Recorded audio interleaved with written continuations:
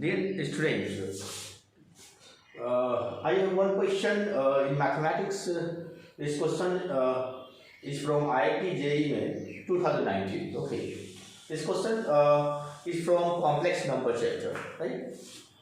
तो we are going to see ये किस तरीके से इस क्वेश्चन को हमें सॉल्व करना है. देखो ये क्वेश्चन क्या है. Let's read the question first. Let z, which is a complex number, root 3 upon 2 plus I upon 2 whole to the power 5 plus root 3 upon 2 minus I upon 2 to the power 5. ये एक complex number दी गई है. If real rz and iz respectively denote the real and imaginary parts of z. ना इस z का real part और imaginary part rz और iz represent कर रहा है.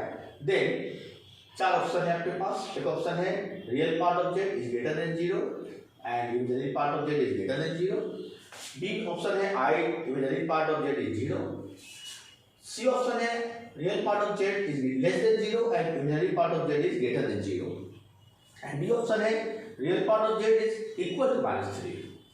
ओके, सबसे पहले इसको सॉल्व करने के लिए एक बेसिक जो कांसेप्ट आपको चाहिए होगा वो है यूलर्स फॉर्मूला का. Okay, Euler's formula on complex number. देखो Euler's formula on complex number, सबसे पहले तो आप ये समझो यूलर्स फॉर्मूला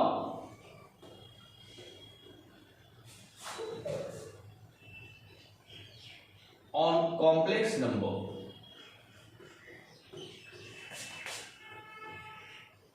कॉम्प्लेक्स नंबर पे यूलर्स फॉर्मूला हम कैसे लिखते हैं वो समझो. ओके, सबसे पहले एक चीज याद रखना कि यूलर्स फॉर्मूला होता क्या है. यूलर्स फॉर्मूला जो है किस तरह से बनी, कहाँ से आई, इसकी ओरिजिनेट हमने कैसे किया वो तो समझना है पहले आपको. ओके, देखो सबसे पहले ये मान के चलो कि हमारा एक कॉम्प्लेक्स प्लेन है. एक कॉम्प्लेक्स प्लेन है ना. इसको आर्गन प्लेन भी कर सकते हैं. It is a complex plane. Complex plane का मतलब है कि इसके एक्स एक्सिस पे हम रियल पार्ट और वाई एक्सिस पे हम इमेजिनरी पार्ट रखने जा रहे हैं. मतलब हम इस पे रियल पार्ट और इस पे इमेजिनरी पार्ट रखने जा रहे हैं. राइट. कोई भी कॉम्प्लेक्स नंबर जो होता है उसकी दो फॉर्मेट होती है ना. एक जैसे आप देखते हो z complex number x plus i y होता है. तो ये जो रियल पार्ट्स है, ये रियल पार्ट्स को और ये जो इमेजिनरी पार्ट्स है, इसे रियल पार्ट x को हम इस पे रखेंगे और y को हम इस पे रखेंगे. Okay, so simple. अब सपोज एक पॉइंट है. मान लो कि एक पॉइंट है. हर पॉइंट कोई ना कोई कॉम्प्लेक्स नंबर को रिप्रेजेंट करेगा. नेचुरली उसकी कोई x वैल्यू होगी, कुछ इसकी y वैल्यू होगी, है ना. ये वैल्यू इमेजिनरी पार्ट्स को रिप्रेजेंट करेगा और ये पार्ट रियल पार्ट को रिप्रेजेंट करता है. तो मान लो प्रोजेक्ट के लिए कि this point represents a complex number z और ये है ओरिजिन. This is origin. हमने क्या किया, इसको ओरिजिन से, इस पॉइंट को ओरिजिन से हमने यहां मिला दिया. इस पॉइंट को हमने ओरिजिन से मिला दिया. Okay okay. और ये मान के हम चल रहे हैं कि ये जो एंगल है ये थीटा है. ये एंगल थीटा है. ठीक है. तो देखिए कॉम्प्लेक्स नंबर है ना विच रिप्रेजेंटेड बाय z और ये इसकी पोजीशन ये है विद रिस्पेक्ट टू ओरिजिन. मैंने एक लाइन ड्रॉ किया. This is simply the length OJ for x. अब हम क्या करते हैं, इसकी वर्टिकल इसका कंपोनेंट कितना होगा तो नेचुरली है ये हो जाएगा cos थीटा. ये हम मान के चलते हैं ये यूनिट है. इसकी लंबाई जो है वो 1 के बराबर है. मतलब ये यूनिट लेंथ की है. तो इसका कंपोनेंट लेंथ कितना होगा 1 into cos theta. Okay, 1 into cos theta. आप इसको x भी मान सकते हो फॉर द टाइम भी, अगर आपको अब x लेके चलो, because we will be comfortable in x। Okay, so ये हो गया 1 cos x, और इधर क्या हो गया, ये चूंकि इसकी मैग्नीट्यूड 1 है, इसकी लंबाई, तो हम इसको लेंगे यहां से यहां तक 1 sin x, मतलब सिंपली sin x, मतलब ये हो गया cos x और ये हो गया सिंपली sin x। ओके, फिर देखिए अगर ये 1 है, इमेजिन करो ये 1 वैल्यू है, तो ये cos x को रिप्रेजेंट करता है और ये sin x की वैल्यू रिप्रेजेंट करता है। तो मेरा जो z जो है कॉम्प्लेक्स नंबर वो कैसा हो गया, वो हो गया cos x रियल पार्ट पहले प्लस i sin x, और इसकी कोऑर्डिनेट क्या हो जाएगी cos x sin x। इस तरीके से आप क्या करो कि ये कॉम्प्लेक्स नंबर को रिप्रेजेंट कर दो cos x plus i sin x। Mind एक बहुत इंपॉर्टेंट बात है, इसकी जो मैग्नीट्यूड है वो 1 है, तभी तो 1 आया। अगर 2 आता, अगर सपोज हमने 2 लिया होता तो ये हो जाता 2 cos x 2 sin x, तो यहाँ पे 2 cos x 2 sin x 2 common ले लेते तो बाहर 2 आ जाता। यहाँ पर अगर 3 लेते तो यहाँ पर 3 cos x 3 sin x होता, 3 यहाँ आ जाता, 3 कॉमन ले लेते तो यहाँ पे 3 बाहर आ जाता। तो ये सिंपली मैग्नीट्यूड, ये यूनिट मैग्नीट्यूड को रिप्रेजेंट कर रहा है। ओके, अब एक इंपॉर्टेंट बात, ये तो हमने कॉम्प्लेक्स नंबर को जिसका मैग्नीट्यूड 1 है ना, z is such a complex number, यहाँ लिख सकते हो ये जो z is equal to cos x plus i sin x is such a complex number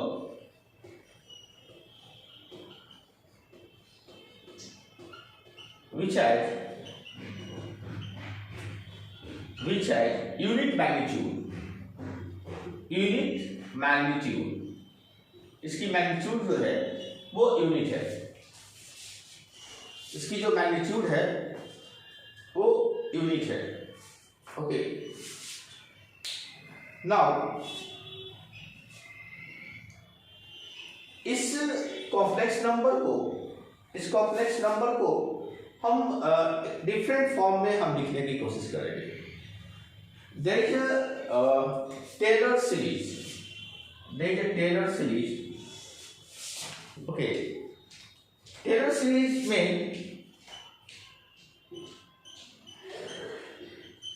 देखिए टेलर सीरीज इंपॉर्टेंट सीरीज है, यू ऑल मस्ट नो।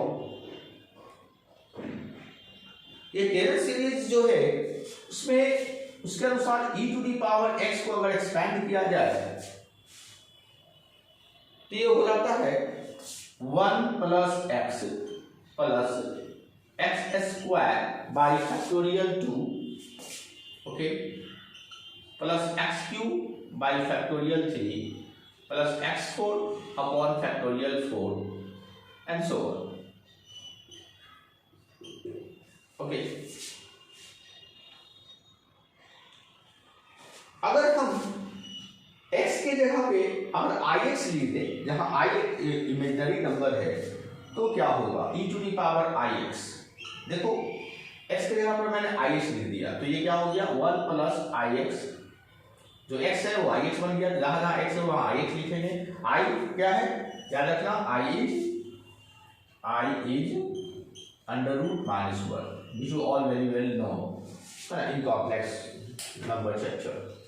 तो उसके बाद ये हो जाएगा ix whole square factorial 2 plus ix whole cube by factorial 3 plus ix whole 4 by factorial 4 plus dot. अब इसको जरा एक सॉल्व करेंगे। यू नो आई की जो वैल्यू है, आई की वैल्यू जो है ये यहाँ तो आई है, यहाँ आई स्क्वायर हो जाएगा दैट इज -1, यहाँ आई क्यूब हो जाएगा -i। पहले एक स्क्रीनशॉट ले लो so that I may erase the board. Okay, एक स्क्रीनशॉट ले लीजिए। नाउ हमारा ये जो इक्वेशन बना इसको जरा सॉल्व करते हैं।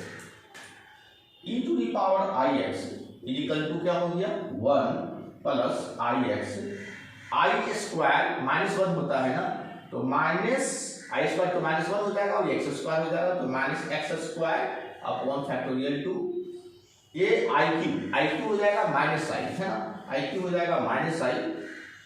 तो आप यहाँ से ध्यान देखो, I Q I square minus 1 तो माइनस आई, तो माइनस आई एक्स क्यू अपॉन फैक्टोरियल 3 हो जाएगा ना। उसके बाद आई का पावर 4 है ना, 4 का मल्टीपल में आई का जो पावर होता है तो वो 1 हो जाता है, you know very well. So it is only X to the power 4 upon factorial 4 and so on. Exam देना, ये प्लस है माइनस है ना, तो इस तरीके से ये ऑड नंबर वाली जो है ना, ये आपकी माइनस हो जाएगी प्लस माइनस माइनस माइनस, फिर अगला जो पावर हो जाएगा वो प्लस हो जाएगा। चलो उसके बाद अगर आप देखोगे आई का पावर 5 है तो ये आई एक्स 5 हो जाएगा। अगर कंटिन्यू करोगे तो आपको ये मिल जाएगा आई एक्स पे power 5 upon factorial 5 and so on. चलो दिस विल कंटिन्यू। मैंने सिंपली इसको सॉल्व कर दिया। एक खास इंपॉर्टेंट बात आप देखोगे कि ये प्लस है, ये प्लस है, ये माइनस है ना, ये भी माइनस है, this is plus, this is okay, ये प्लस है, ये प्लस है, राइट। अब आप ऐसा करो कि जो इवन नंबर है, इवन नंबर जो है उसको अलग अलग कर लो, इवन नंबर जो है वो अलग अलग कर लो। आप ध्यान देना कि इसमें हम इसको ऐसे लिख सकते हैं, इवन नंबर कौन कौन है, और उसमें हम लोग 1 भी रख देंगे साथ में। तो इवन नंबर कौन कौन है, 1 minus x square by factorial 2 plus x4 by factorial 4, और ये आगे अल्टरनेट हो जाएगा। आप देखोगे आगे जो अल्टरनेट हो जाएगा ये आई टू दी पावर माइनस ये हो जाएगा डॉलर डॉलर। मैंने क्या किया, इवन नंबर इसमें आई नहीं है उसको अलग कर लिया। देखो इवन नंबर वाले जो पावर इवन नंबर है इसमें आई नहीं है, ओके। और उसके बाद मैंने क्या किया कि जिसमें आई है उसको मैंने अलग कर लिया, आई अगर है तो आई कॉमन ले लिया और जो बचा अंदर ले दिया एक्स, यहाँ पे minus x Q by factorial 3 है ना, plus x 5 by factorial 5 and so on dot. अब एक इंपॉर्टेंट चीज ध्यान दीजिए, ये जो इंपॉर्टेंट हमने अलग अलग इसको सेग्रीगेट कर लिया, टेलर सीरीज के अनुसार एक और फॉर्मूला हमारे पास आ गई। टेलर सीरीज कहता है कि ये जो वैल्यू है दिस वैल्यू, टेलर सीरीज फिर आ गया आपका। टेलर सीरीज कहता है कि 1 minus x square by factorial 2 plus x4 by factorial 4 minus x6 by factorial 6 and so on, है ना, is equal to cos x, okay, this is cos x। cos x को expand करोगे तो ये आपको आएगा, और अगर इसको एक्सपेंड करते हो x minus x cube by factorial 3 plus x5 by factorial 5, है ना, तो इसको अगर आप करोगे तो ये साइन एक्स के बराबर हो जाएगा। तो ये इंपॉर्टेंट एक्सपेंशन है टेलर सीरीज का, cos x और sin x का, ये बहुत इंपॉर्टेंट है। अब आप ध्यान से देखना कि हमारा e to the power i x ये cos x के बराबर हुआ, ये sin x के बराबर हुआ। तो देयरफॉर मेरा क्या हो गया, ध्यान से देखो, e to the power I x is equal to ये cos x हो गया, है ना, e to the power x क्या हो गया, ये cos x हो गया प्लस i sin x। एक इंपॉर्टेंट एक्सप्रेशन आपने अचीव कर लिया, e to the power I x is equal to cos x plus i sin x। मतलब अगर कोई cos x plus i sin x जो हमारा यहाँ पर कॉम्प्लेक्स नंबर है, इसके जगह पर हम लिख सकते हैं e to the power I X. So this is simply e to the power I X, इसको हम ऐसे लिख सकते हैं, this is simply e to the power I X. तो किसी भी कॉम्प्लेक्स नंबर जो cos x plus i sin x के फॉर्मेट में है, उसको हम e to the power I X लिख सकते हैं, ठीक है। तो this is simply called Euler's formula on complex number. तो this is called Euler's formula, ये क्या बना आपका, Euler's formula on complex number, complex number. तो बहुत इंपॉर्टेंट फॉर्मूला है जो काफी यूजफुल है। देखो अभी जो मेंस की जो क्वेश्चन है वो इसी फॉर्मूला को बेस मान के अगर हम सॉल्व करते हैं तो आसानी से सॉल्व हो जाएगी। ओके, तो ये तो मैंने आपको बताया कि Euler's formula on complex number हम कैसे हम अचीव करते हैं, क्या होता है, इसकी ओरिजिनेशन कैसे थी, कैसे ये बनाया गया यूलर्स फॉर्मूला। एक चीज इंपॉर्टेंट बात बता दूं मैं यहाँ पे, ये जो cos x plus sin x है, इसकी मैग्नीट्यूड 1 है, हमने 1 लिया था। लेकिन अगर हम मैग्नीट्यूड 2 लेते हैं तो यहाँ पे 2 cos x हो जाएगा, 2 sin x हो जाएगा और आगे 2 लग जाएगा। पहले इस स्क्रीनशॉट ले लो, फिर मैं आपको और ओके। तो ये जो आपने देखा Euler's formula on complex number, ये बेस है इस क्वेश्चन का। जनरली 11th के सिलेबस में कॉम्प्लेक्स नंबर तो आपको मिलता है, लेकिन यूलर्स फॉर्मूला आपको नहीं मिलती है। लेकिन ये जेईई मेंस की जो क्वेश्चन है वो यूलर्स फॉर्मूला से ही सॉल्व होगी। Okay, so now first of all एक बात ध्यान दो कि हमारा जो कॉम्प्लेक्स नंबर है जेड, वो अगर मैग्नीट्यूड 1 है तो ऐसा होगा, अगर Z1 अगर मेरा ऐसा हो 2 cos x plus i sin x, इसका मतलब क्या हुआ, इसका मतलब हुआ कि ये जो मैग्नीट्यूड है ये 2 है। Z2 अगर ऐसा हो 3 cos x plus i sin x, इसका मतलब है कि ये मैग्नीट्यूड 3 है। मैंने 1 इस्तेमाल किया है ना, इस सिंपल बेसिक फॉर्मेट लेने के लिए, और इस हालात में हम इसको लिखेंगे ऐसे 2e to the power I X, इसको लिखेंगे 3e to the power I X, है ना।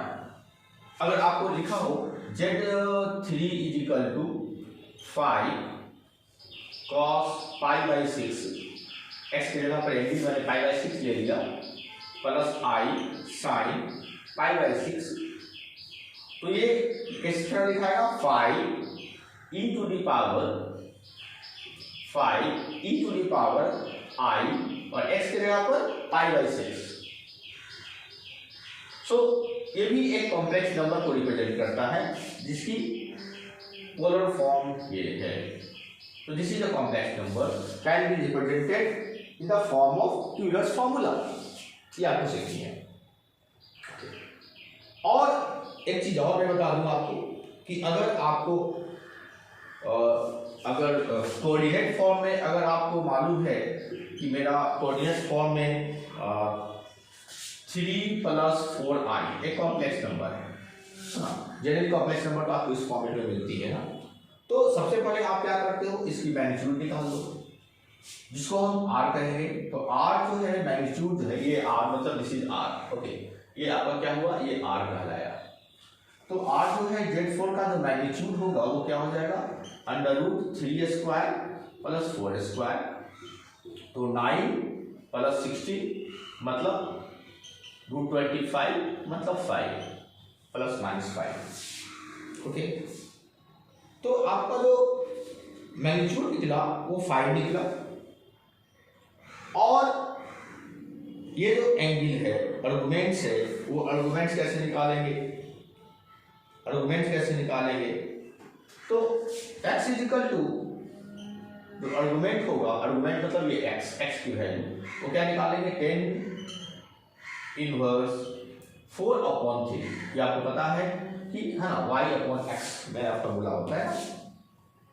तो 10 इनवर्स 4/3, ये 10 इनवर्स 4/3 होता है 0.927 होता है, 7 होता है।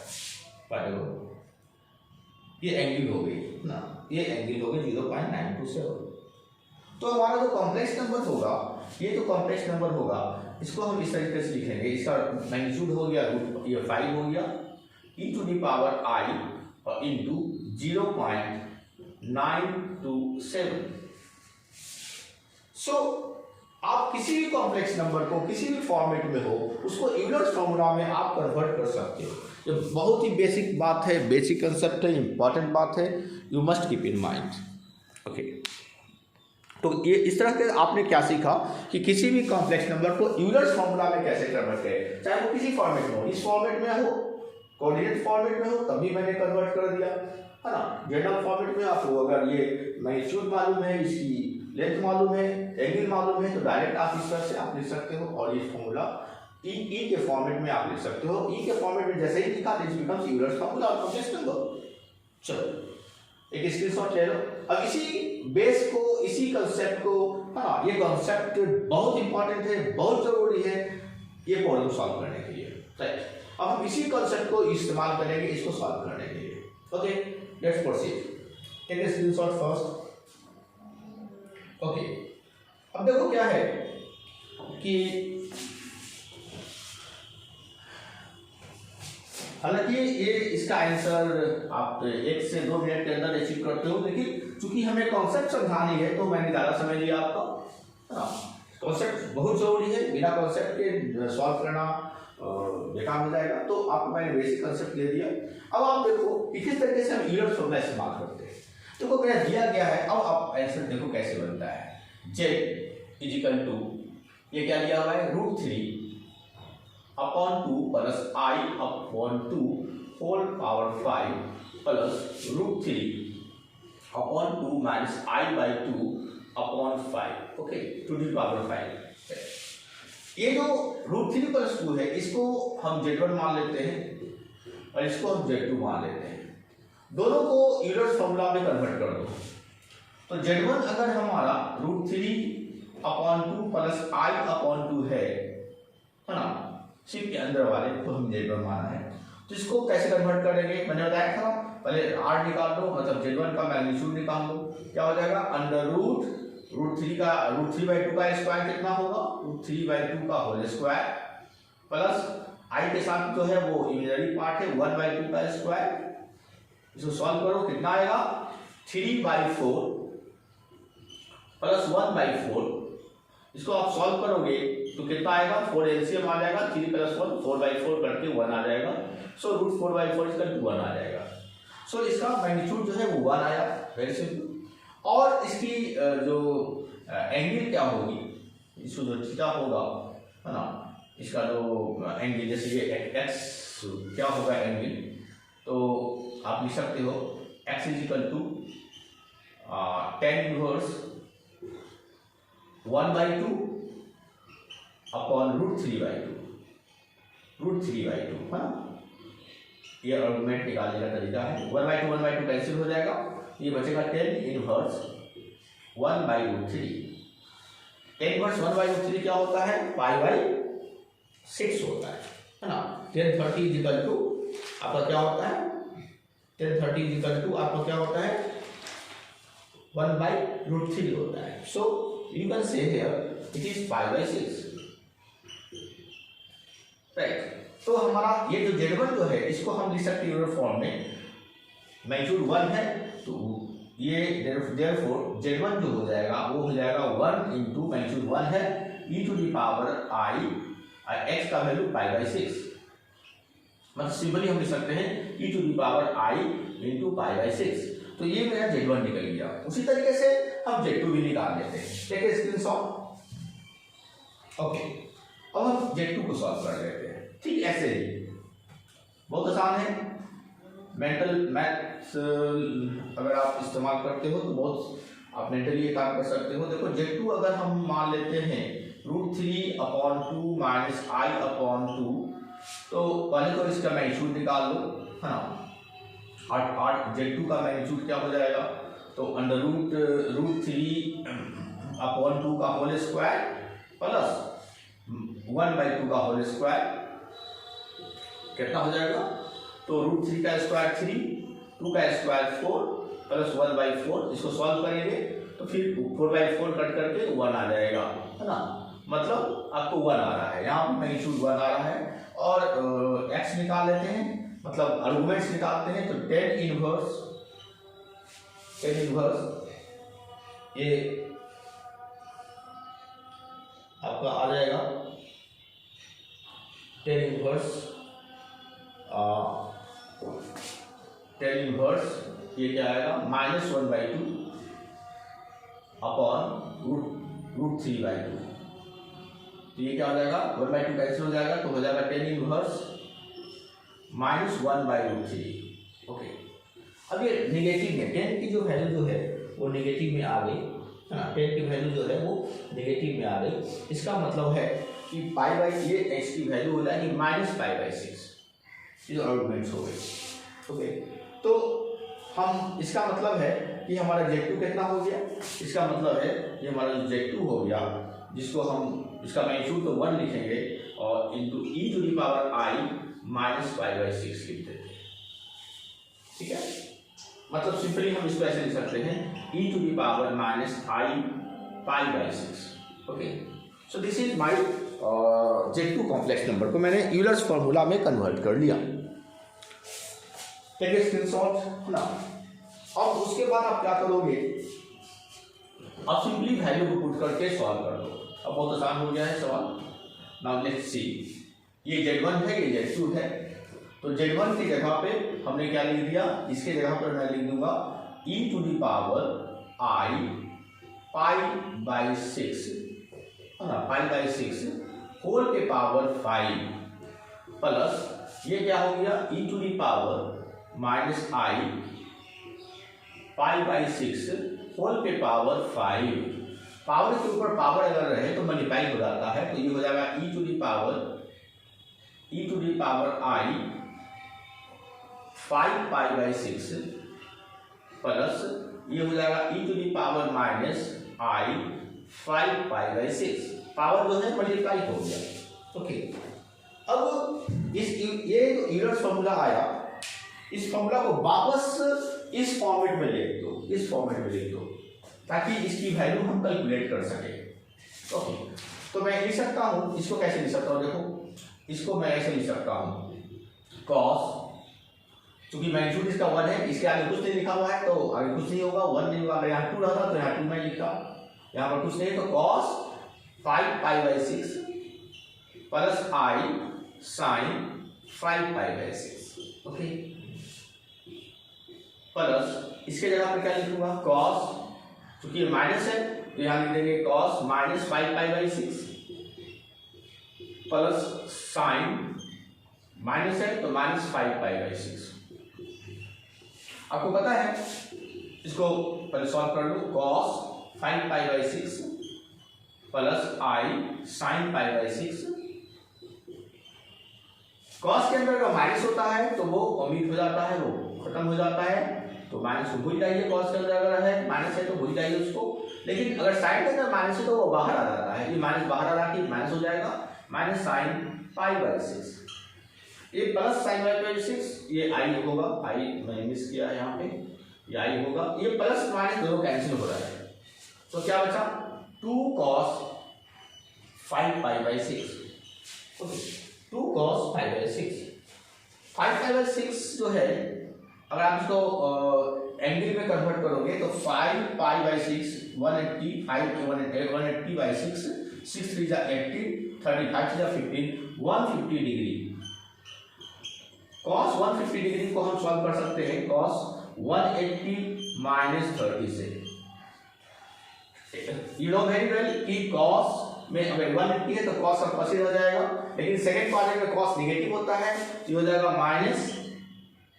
Minus cos 30 degree.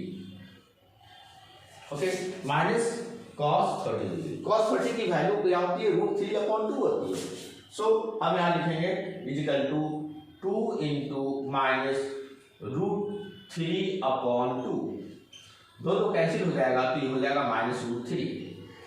मतलब इसकी जो सॉल्यूशन है z की वैल्यू कितनी आ गई? -√3। ध्यान देना, ये जो z को सॉल्व किया -√3 आया, इसमें कोई भी इमेजिनरी पार्ट है ही नहीं, इसमें कोई भी इमेजिनरी पार्ट नहीं है, ओनली रियल पार्ट है, मतलब imaginary part is 0। So this is the correct answer. Okay, hope you must have understood the solution and concept also. Euler's formula का कांसेप्ट बहुत इंपॉर्टेंट थी जो मैंने आपको एक्सप्लेन किया। Always keep in mind. Okay, bye.